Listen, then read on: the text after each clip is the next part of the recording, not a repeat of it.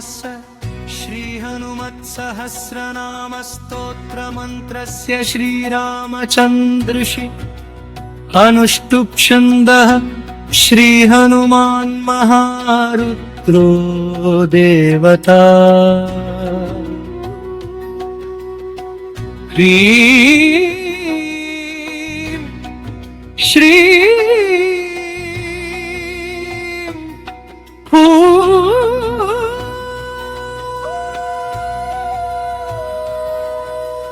बीजं श्रीमिति शक्तिः किलिकिलबुबुकारेण इति कीलकं लङ्काविध्वंसनेति कवचं मम सर्वोपद्रवशान्त्यर्थे मम सर्वकार्यसिद्ध्यर्थे जपे विनियोगः ध्यानं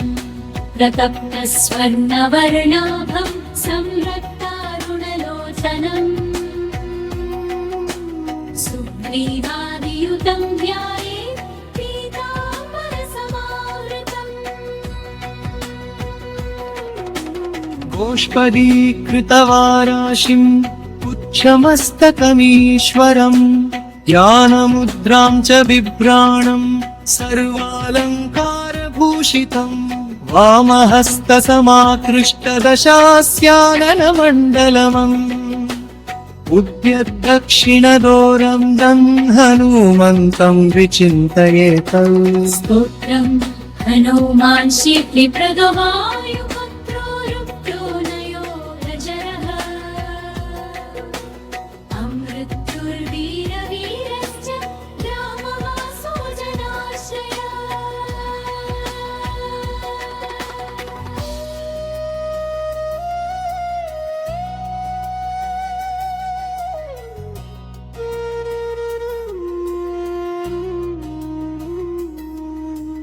गणदो निर्गुणाकारो वीरो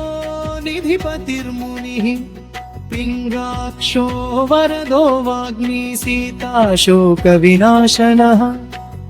शिवशर्वः परो विप्तो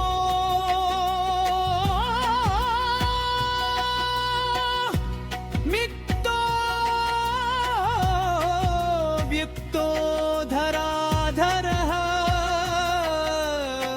पिङ्गकेश पिङ्गरो वा श्रुतिगम्य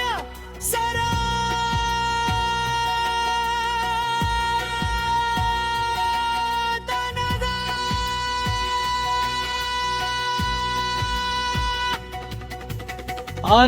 अनादिर्भगवान् दिव्यो विश्वहेतुर्नराश्रयः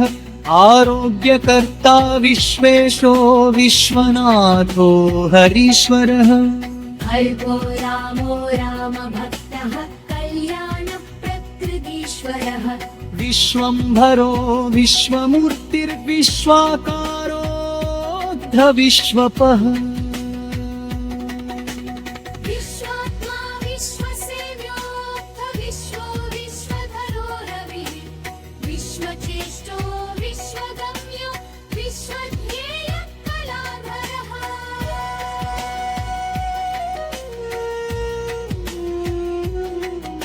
प्लवङ्गमः कपिश्रेष्ठो ज्येष्ठो वेद्यो वनेचरः बालो वृद्धो युवा तत्त्वं तत्त्वगम्यः सखाह्यजः अञ्जनासूनुरव्यग्रो ग्रामस्यान्तो धराधरः भूर्भुवः स्वर्महर्लोको जनो लोकस्तपोरव्ययः सप्तमोङ्कारगम्यश्च प्रणवो व्यक्तकामलः शिवधर्मप्रतिष्ठाता रामेश्वर फल्गुनप्रियः गोष्पदीकृतवारीश पूर्णकामो धरापतिः रक्षोघ्नः पुण्डरीकाक्ष शरणागतवत्सलः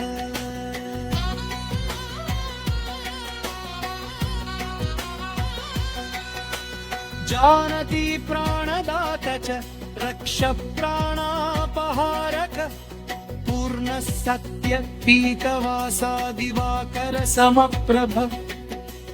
द्रोणहर्ता शक्तिरेता समारकः अक्षघ्नो रामदूतश्च शाकिनी जीविताहरः उभूकारः तारातिर्गर्वपर्वतमर्दनः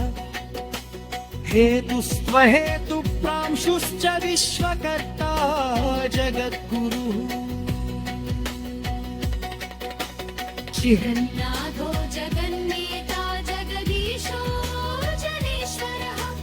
जगत्स्थितो हरिः श्रीशो गरुडस्मयभञ्जकः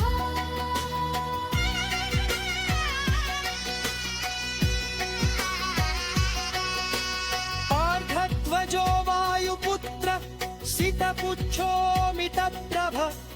ब्रह्मपुच्छः परब्रह्मपुच्छो रामेष्टटरतवं सुग्रीवादियुतं ज्ञानी वानरो वानरेश्वरः कलस्थायी चिरञ्जीवी प्रसन्नश्च सदा शिवः